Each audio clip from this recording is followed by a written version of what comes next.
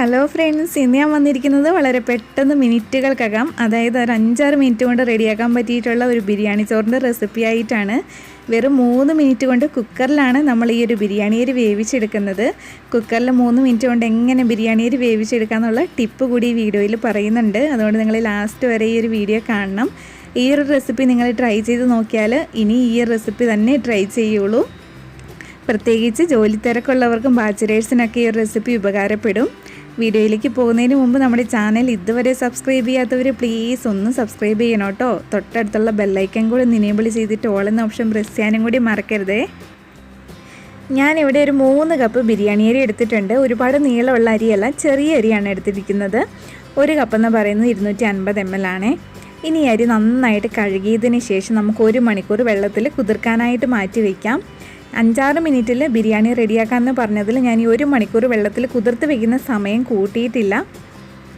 ഇനി നമുക്ക് അരി കുതിർന്ന് വരുന്ന സമയം കൊണ്ട് കുറച്ച് കാര്യങ്ങളൊന്ന് റെഡിയാക്കി വെക്കാനുണ്ട്. അത് നമുക്ക് റെഡിയാക്കാം. ഞാനിവിടെ 2 സവാള കനം കുറച്ച് നീളത്തിൽ അരിഞ്ഞു വെച്ചിട്ടുണ്ട്.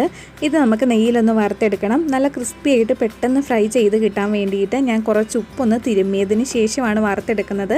വറുത്തെടുക്കുന്ന സമയത്ത് സവാള നല്ല പിഴിഞ്ഞ് വേണം വറുത്തെടുക്കാനായിട്ട്. അടുത്തതായിട്ട് ഞാനിവിടെ 1 ക്യാരറ്റ് ചെറുതായിട്ട് കട്ട് ചെയ്ത് വെച്ചിട്ടുണ്ട്. ഒരു 5 ബീൻസും ചെറുതായിട്ട് കട്ട് ചെയ്തെടുത്തിട്ടുണ്ട്. പിന്നെ ആവശ്യത്തിന് കശുവണ്ടിയും മുന്തിരിയും എടുത്തിട്ടുണ്ട്. കശുവണ്ടിയും മുന്തിരിയും നമ്മുടെ ഇഷ്ടത്തിനനുസരിച്ച് ചേർത്ത് കൊടുക്കാവുന്നതാണ്. ഇനി ഇതെല്ലാം നമുക്ക് നെയ്യിലൊന്ന് ഫ്രൈ ചെയ്തെടുക്കണം. ഞാനിവിടെ ഒരു പാൻ വെച്ചിട്ട് അതിലേക്ക് ആവശ്യത്തിനുള്ള നെയ്യ് ഒഴിച്ച് കൊടുത്തിട്ടുണ്ട്. ഇനി നമുക്ക് കശുവണ്ടിയും മുന്തിരിയും ഒക്കെ ഫ്രൈ ചെയ്തെടുക്കാം.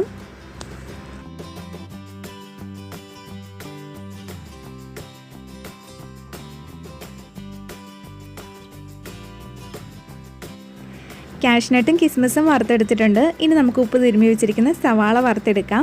നല്ലതുപോലെ പിഴിഞ്ഞിട്ട് വേണം നെയ്യിലേക്ക് ഇട്ട് കൊടുത്ത് വറുത്തെടുക്കാനായിട്ട്.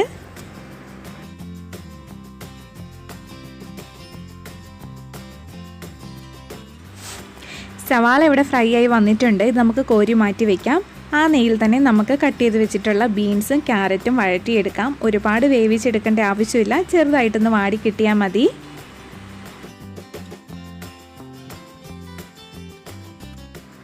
അരി വെള്ളത്തിൽ കുതിർക്കാനായിട്ട് വെച്ചിട്ട് 1 മണിക്കൂർ ആയിട്ടുണ്ട്. ഞാൻ വെള്ളത്തിൽ നിന്ന് കഴുകി വാരി വെള്ളം വാലാനായിട്ട് വെച്ചിട്ടുണ്ട്. ഈ അരി നമുക്ക് കുറച്ച് നെയ്യിലൊന്ന് വറുത്തെടുക്കണം. അതിനായിട്ട് ഞാനൊരു ഉരുളി വെച്ചിട്ട് അതിലേക്ക് 1 സ്പൂൺ നെയ്യ് ഒഴിച്ച് കൊടുത്തിട്ടുണ്ട്. നെയ്യ് ചൂടായി വരുമ്പോൾ നമുക്ക് കഴുകി വാരി വെച്ചിരിക്കുന്ന അരി നെയ്യിലേക്ക് ഇട്ട് കൊടുക്കാം. അരിയിലെ വെള്ളമൊക്കെ വറ്റി ഒന്ന് ഡ്രൈ ആകുന്നത് വരെ നമുക്ക് ചെറുതായിട്ടൊന്ന് വറുത്തെടുക്കാം.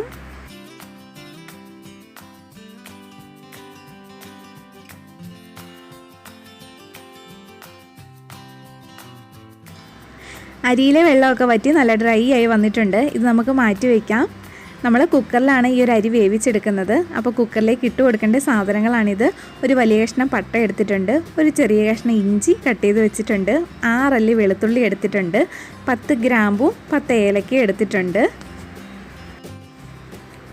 ഇനി കുക്കറിലേക്ക് നമുക്ക് വെള്ളം ഒഴിച്ചു കൊടുക്കാം. നമ്മൾ എത്ര അരിയാണോ എടുക്കുന്നത് അതിൻ്റെ ഇരട്ടി വെള്ളം ഒഴിച്ചു കൊടുക്കണം. ഞാനിപ്പോൾ ഇവിടെ 3 കപ്പ് അരിയാണല്ലോ എടുത്തിട്ടുള്ളത്. അപ്പോൾ 6 കപ്പ് വെള്ളം ഒഴിച്ചു കൊടുക്കുവാണ്. നിങ്ങൾ 1 കപ്പ് അരിയാണോ എടുത്തതെങ്കിൽ 2 കപ്പ് വെള്ളം ഒഴിച്ചു കൊടുക്കുക. ഇനി നമുക്ക് എടുത്തു വെച്ചിട്ടുള്ള കറുവപ്പട്ടയും ഗ്രാമ്പും ഏലക്കയൊക്കെ ഇതിലേക്ക് ഇട്ട് കൊടുക്കാം.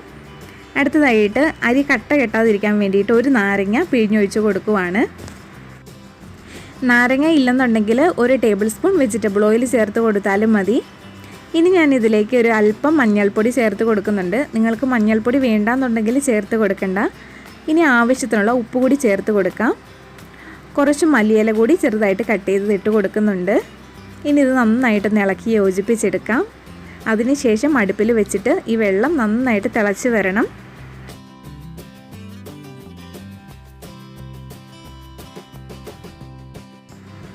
വെള്ളം നന്നായിട്ട് തിളച്ച് വന്നിട്ടുണ്ട്. ഇനി നമുക്ക് നെയ്യിൽ വറുത്ത് വെച്ചിട്ടുള്ള അരി ഈ വെള്ളത്തിലേക്ക് ഇട്ട് കൊടുക്കാം.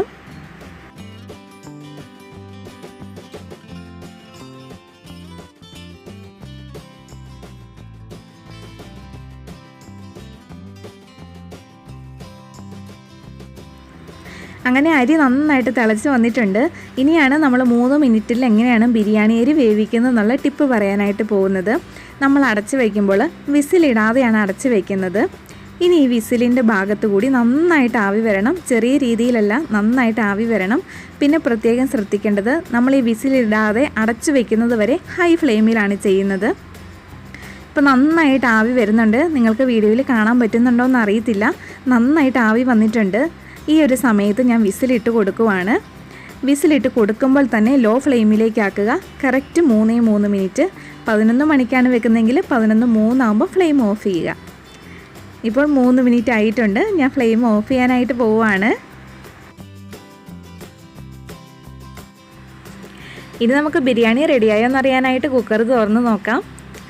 വെള്ളമൊക്കെ വറ്റി നല്ല പാകമായിട്ട് വന്നിട്ടുണ്ട്. ഇനി ഞാൻ നിങ്ങളെ ഒന്ന് കാണിച്ചു തരാം. ഒട്ടും കട്ട കെട്ട് ഒന്നും ചെയ്തിട്ടില്ല. നല്ല പെർഫെക്റ്റ് ആയിട്ടാണ് കിട്ടിയിട്ടുള്ളത്. ഇനി തിരക്കൊക്കെ ഉള്ളവർ ഇതുപോലെ ബിരിയാണി അരിയൊക്കെ വേവിച്ച് വെച്ചാൽ നമുക്ക് പിന്നെ ആവശ്യം അനുസരിച്ച് റെഡിയാക്കാം.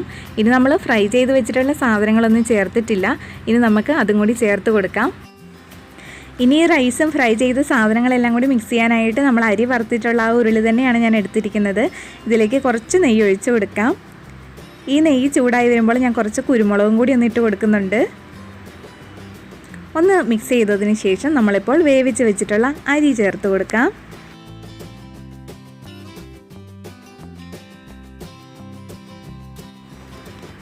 അരി മുഴുവനും ചേർത്ത് കൊടുത്തിട്ടുണ്ട്. ഇനി ഇത് നന്നായിട്ട് ഇളക്കി യോജിപ്പിക്കാം. ബിരിയാണി ചോറ് ഞാനിവിടെ നന്നായിട്ട് ഇളക്കി എടുത്തിട്ടുണ്ട്. ഇനി ഫ്രൈ ചെയ്ത് വെച്ചിട്ടുള്ള വെജിറ്റബിൾസും സവാളയും കാഷ്നട്ടും കിസ്മിസും ആ കൂടെ കുറച്ച് മല്ലിയില കൂടി ഇട്ട് കൊടുത്തിട്ട് എല്ലാ ഭാഗത്തും ആകത്തക്ക രീതിയിൽ നമുക്ക് നന്നായിട്ടൊന്ന് ഇളക്കിയെടുക്കണം. മുമ്പ് ഞാൻ പറഞ്ഞതുപോലെ തന്നെ ജോലി തിരക്കുള്ളവർക്കും ബാച്ചിലേഴ്സിനൊക്കെ കുക്കറിൽ 3 മിനിറ്റിൽ ഇങ്ങനെ ബിരിയാണി അരി വേവിച്ച് വെച്ച് കഴിഞ്ഞാൽ നിങ്ങൾ കഴിക്കുന്ന സമയത്തിന് കുറച്ച് മുമ്പായിട്ട് വെജിറ്റബിൾസും കാഷ്നട്ടും കിസ്മിസൊക്കെ ചേർത്ത് മിക്സ് ചെയ്ത് ചൂടോടെ കഴിക്കാവുന്നതാണ്. കുക്കർ അപ്പോൾ തന്നെ തുറന്ന് നോക്കണമെന്നൊന്നുമില്ല. നമ്മൾ രാവിലെ അരി വേവിച്ച് വെച്ചിട്ട് വൈകിട്ട് തുറന്നാൽ പോലും വെന്ത് പോകുമൊന്നുമില്ല. കറക്റ്റ് പാകമായിട്ട് തന്നെ ഇരിക്കും. ഇനി ഇതെല്ലാം കൂടി നമുക്ക് നന്നായിട്ടൊന്ന് യോജിപ്പിച്ചെടുക്കാം. ഈ ഒരു ബിരിയാണി ചോറിൻ്റെ റെസിപ്പി ഇഷ്ടപ്പെട്ടാൽ ലൈക്ക് ചെയ്യാനും ഫ്രണ്ട്സ് ആൻഡ് ഫാമിലിക്ക് ഷെയർ ചെയ്ത് കൊടുക്കാനും കൂടി മറക്കരുത്. അതോടൊപ്പം ഈ ഒരു റെസിപ്പി ട്രൈ ചെയ്ത് നോക്കിയിട്ട് ഫീഡ്ബാക്ക് അറിയിക്കാനും മറക്കരുത് കേട്ടോ. ഈ ബിരിയാണി ചോറ് ഞാൻ സെർവ് ചെയ്യുന്നത് ചില്ലി ചിക്കൻ്റെ ഒപ്പമാണ്. ആ കൂടി കച്ചമ്പറും ഉണ്ട്, പപ്പടം ഉണ്ട്, നാരങ്ങാച്ചാറും ഉണ്ട്. നല്ല കോമ്പിനേഷനാണ്. എല്ലാവരും ട്രൈ ചെയ്ത് നോക്കണം. വേറൊരു വീഡിയോ ആയിട്ട് നമുക്ക് വീണ്ടും കാണാം. Thank you for watching.